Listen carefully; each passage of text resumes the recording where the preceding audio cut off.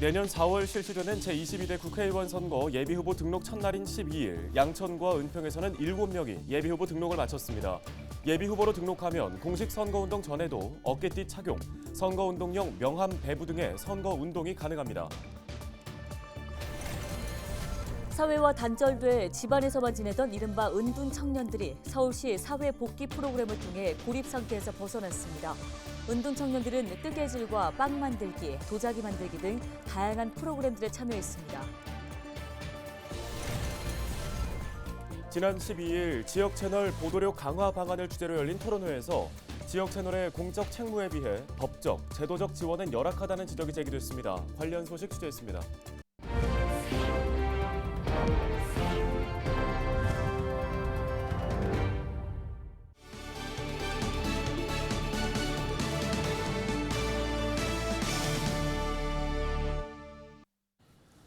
시청자 여러분 안녕하십니까? 헬로티비 뉴스입니다. 첫 소식입니다. 내년 4월 실시되는 제22대 국회의원 선거 예비후보자 등록이 12일부터 시작된 가운데 양천과 은평에서는 7명이 예비후보 등록을 마쳤습니다. 국회의원 선거 예비후보 등록 신청 첫날인 12일 서울 지역 49개의 선거구에 49명이 등록을 마쳤는데요. 양천에서는 갑 지역에 3명, 을 지역에 2명이 등록했고 은평에서는 갑 지역에 2명이 예비후보 등록을 마쳤습니다. 예비후보자는 선거사무소를 설치하고 어깨띠 착용, 선거운동용 명함 배부, 전화를 통한 지지 호소 등 선거운동이 가능합니다.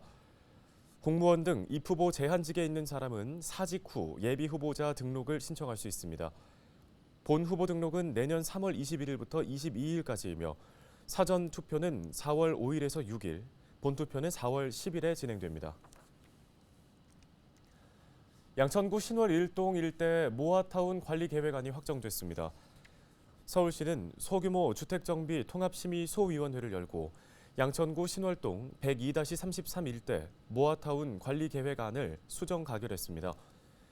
관리계획안은 이 일대의 용도지역을 2종에서 3종 일반 주거지역으로 상향하고 정비 기반 시설을 설치하는 등의 내용을 담고 있습니다. 2종에서 3종 일반 주거지역으로 상향될 경우 현재 150에서 200%인 용적률이 200에서 300%로 변경됩니다. 양천구 신월 1동 일대는 작년 6월 모아타운 대상지 공모에서 선정됐고 올해 1월부터 관리계획 수립을 시작했습니다. 사회와 단절된 채 고립, 은둔 생활을 하고 있는 청년들이 늘면서 사회 문제로 대두되고 있죠. 서울시에만 10만 명이 넘는 고립 은둔 청년이 있다고 하는데요. 네, 서울시가 이들을 사회 구성원으로 되돌아오게 하기 위해 지원을 시작했습니다. 가시적인 성과를 거두고 있다고 하는데요. 김호 기자가 소식 전해드립니다. 대인 관계에 어려움을 겪고 은둔 생활을 해온 이모 씨. 다니던 직장도 그만두고 혼자만의 시간을 보냈습니다. 그러던 이 씨는 서울시가 운영하는 고립은둔 청년 지원단체의 도움으로 건강을 되찾고 직장도 갖게 됐습니다. 비슷한 처지의 사람들끼리 얘기를 하고 뭔가 활동을 하는 것만으로도 재밌다, 즐겁다라는 감정을 느끼게 될 텐데 그런 감정을 느끼게 사람들과의 관계에서 그런 즐거운 감정을 느끼게만 된다 하더라도 되게 성공적이라고 생각을 하거든요. 이처럼 서울시의 지원으로 고립은둔 생활을 하던 청년들이 사회로 하나둘 되돌아오고 있습니다. 청년들의 사회 복귀를 위해 야구단 활동과 뜨개질, 베이커리와 도자기 만들기 등 고립의 깊이와 유형, 개인의 성향별로 40개 이상의 맞춤형 특화 프로그램이 제공됐습니다. 이 같은 노력으로 올해 126명의 청년이 자립에 성공했습니다. 아르바이트를 포함해 94명은 취업에 성공했고 14명은 진학, 9명은 자격증을 취득했습니다. 사회로 복귀한 청년들은 직장에서 또는 학교에서 구성원들과 어울리며 이제는 지난 고립은둔 생활을 일생의 작은 추억으로 간직하게 됐습니다. 취업하기가 쉽지 않고 그 흔한 알바자리마저 구하기 되게 어려웠거든요. 네, 그러던 중에 제 동기들은 하나둘 합격하고 취업하고 하는 거 보면서 되게 저도 같이 자존감이 많이 떨어졌어요. 작년에 시험 떨어지고 나서는 이제 진짜 완전히 사회랑 단절이 돼가지고 집 밖에도 안 나가고 그냥 맨날 게임만 하고 뭐 배달 음식 먹고 이렇게 우울하게 한동안 지냈던 것 같습니다. 전국 최초로 고립은둔 청년 지원에 나선 서울시는 성과 공유회를 갖고 성공 사례와 개선 과제를 면밀히 분석했습니다. 쉽지 않은 사업이었지만 청년들의 의지가 더해져 가시적인 성과를 거두고 있습니다. 이게 과연 얼마나 실효성 있는 대책이 될지, 시도가 될지에 대해서 걱정이 없지는 않았었습니다. 청년 여러분들이랑 대화를 하면서 이렇게 하면 뭐가 될 수도 있겠구나 하는 기대감을 가진 자리였습니다. 사실 굉장히 어려운 작업이라는 생각을 했습니다. 서울시는 앞으로 고립운둔 청년의 장기적인 관리를 위해 전담센터를 구축하고 지역 거점 상담소를 신설하는 등 서울형 고립운둔 청년 대책 시즌2를 선보일 계획입니다. 헬로티비 뉴스 김호입니다. 지방 분권 시대에 케이블 TV의 역할을 재조명하고 지역 채널 보도력 강화 방안을 논의하는 토론회가 국회에서 열렸습니다. 지역 뉴스를 전하는 지역 방송 기자 단체인 한국 케이블 TV 기자협회 창립을 기념해서 마련된 건데요. 토론회에서 어떤 이야기들이 논의됐는지 김신혜 기자가 취재했습니다.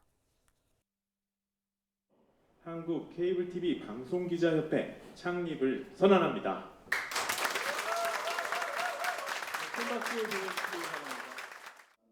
한국 케이블 TV 방송 기자협회 창립식이 국회에서 열렸습니다. 케이블 TV 기자협회는 지역 뉴스를 전하는 케이블 TV 기자 단체로 LG 헬로비전을 포함한 12개 회원사로 구성돼 있습니다. 케이블 TV 기자협회는 상호 간의 협력을 통해 지역사회의 건전한 여론 형성을 도모하고 지역 언론의 자유와 자치분권에 기반을 둔 민주주의 발전에 기여함을 목적으로 하고 있습니다.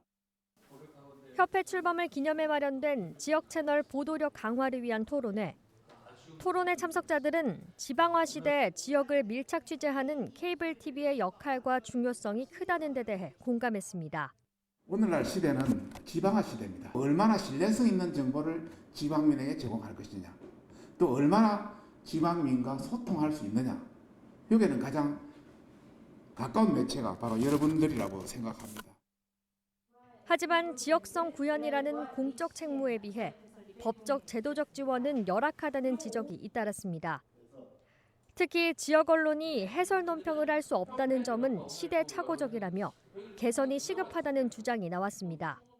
보도 논평이 안 된다는 황당한 상황이라는 것이 그렇지 않습니까? 사실은 보도라는 것은 그 지역사회 그 공동체의 어떤 소식을 얘기하는 것일 텐데 그 소식을 전하고 평가함에 있어서 어떤 제한이 주어진다는 것은 좀 말이 안 되는 얘기 아니에요. 수많은 매체와 경쟁하는 상황에서 지역 채널의 보도력을 강화하려면 뉴스 콘텐츠에 대한 깊은 고민이 필요하다는 의견도 있었습니다. 여러분이 경쟁하는 데는 지금 다른 지역 드라마 방송이 아니라 유튜브에 있는 수많은 채널과 경쟁을 해야 되는 그런 상황인 것이죠.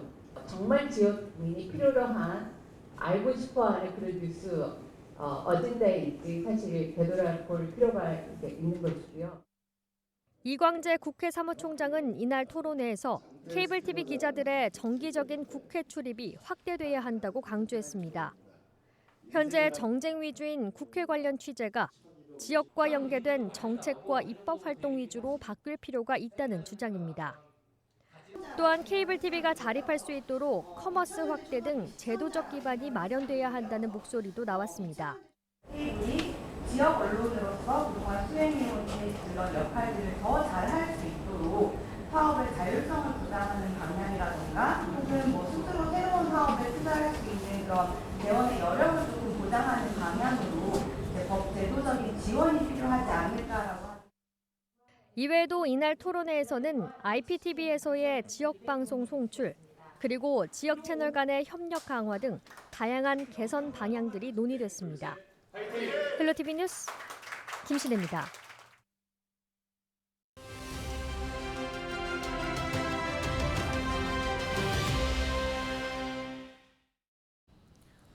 연말이 되면 나눔 실천하는 분들이 많죠. 특히 헌혈로 따뜻한 마음을 전하려는 분들도 적지 않은데요. 다만 독감 유행의 장기화 그리고 각종 전염병이 계속되면서 혈액 보유량 유지에 대한 우려도 제기되고 있습니다. 네, 대한적십자 혈액관리본부의 박하영 대리 전화 연결해서 자세한 이야기 들어보겠습니다. 대리님, 보통 이제 겨울철에는 사람들이 외출을 줄이다 보니까 헌혈하는 분들이 많지 않을 것 같다 이런 생각이 들기도 하는데요. 실제 최근 혈액 보유량은 어느 정도입니까? 네. 보통 저희가 혈액 보유 일수가 5.01분 미만이면 좀 관심 단계라고 해서 혈액 수급 부족 징후가 있다라고 판단을 하고 있는데요. 최근에는 연말에 헌혈 나눔을 하시는 분들이 정말 많아서 또 단체 헌혈도 잘 되고 있어서 오늘 12월 13일 0시 기준으로는 전국 적혈구제제 혈액 보유 일수가 5.3일로 현재 혈액 보유량은 안정적인 상태라고 볼 수 있습니다. 그래서 이러한 추세는 올해 12월 31일까지는 계속 5일분 이상으로 안정적인 상태를 유지할 수 있을 것이라 판단은 됩니다. 네, 지금 상황은 좀 다행입니다만 독감이 1년째 유행을 하고 있고 감기나 폐렴 등의 감염병들도 계속해서 확산되는 모습이거든요. 이런 상황이 좀 혈액 수급과도 연관이 있을 것 같은데 통상 어떻다고 볼 수 있을까요? 네. 최근 유행하고 있는 독감과 백일해 등은 코로나19 팬데믹 시기만큼 혈액 수급에 큰 영향을 주고 있지는 않지만 헌혈 참여에 부정적인 요인인 것은 맞습니다. 그래서 독감, 백일해는 치료 종료 후 1개월이 지나야 헌혈에 참여할 수 있고 가벼운 감기는 현재 증상이 없고 당일 약 복용을 하시지 않았다면 헌혈에 참여하실 수는 있습니다. 독감, 백일해와 같은 질병 외에도 지금 동절기라고 하는 이 겨울철에는 헌혈자 중에 많은 비율을 차지하고 있는 10대, 20대 학생들의 방학 때문에 헌혈이 많이 줄어들고요. 추운 날씨와 연말 연시, 각종 행사, 또 설 연휴 등으로 헌혈의 집에서 헌혈하시는 분들도 줄어들어서 매년 이 시기에는 혈액 수급에 어려움이 발생하고 있습니다. 네, 보통 이제 헌혈이 어렵다, 또 무섭다, 또 하고 나면 어지럽다 등 이런 선입견도 상당합니다. 실제 이렇게 헌혈을 좀 어려워하는 분들이 많으실까요? 헌혈 참여가 어렵고 무서울 거라는 두려움을 가지고 계신 분들도 종종 계신데요. 일단 참여를 해 보신 분들은 그런 선입견들을 자연스럽게 극복하고 지속적으로 헌혈에 참여하는 경우가 많습니다. 그렇기 때문에 수혈이 필요한 환자분들을 좀 생각하셔서 헌혈에 참여해 주시기를 꼭 좀 부탁드립니다. 특히 이제 10대에 긍정적인 헌혈 경험을 했던 청소년들이 성인이 된 후 지속적으로 헌혈에 참여하는 다회 헌혈자로 성장할 가능성이 큰 만큼 고등학생들의 헌혈 활동에 대한 봉사 시간 인정 등 그런 장려 정책은 중장기적으로 헌혈 문화 정착과 혈액 수급 안정화에 큰 기여가 될 수 있습니다. 그리고 헌혈은 전국 154개 헌혈의 집을 방문하시거나 사업장과 단체 등에서 이루어지는 단체 헌혈을 통해 편하게 참여하실 수 있습니다. 모바일 앱 레드 커넥트를 통해 가까운 헌혈의 집을 한번 조회해 보시고 전자문진과 예약을 사전에 하시면 조금 더 간편하고 빠르게 헌혈에 참여하실 수 있고요. 앱을 사용하지 않더라도 대한적십자사 고객센터 1600-3705에 전화로 예약을 하시거나 예약 없이도 가까운 헌혈의 집을 방문하시면 간단한 문진 절차 후 헌혈에 참여하실 수 있습니다. 네, 연말연시에 나눔 실천하는 방법 잘 모르겠다 하시는 분들 헌혈로 참여해 보시는 것도 좋을 것 같습니다. 오늘 말씀은 여기까지 듣겠습니다. 대한적십자사 혈액관리본부 박하영 대리였습니다.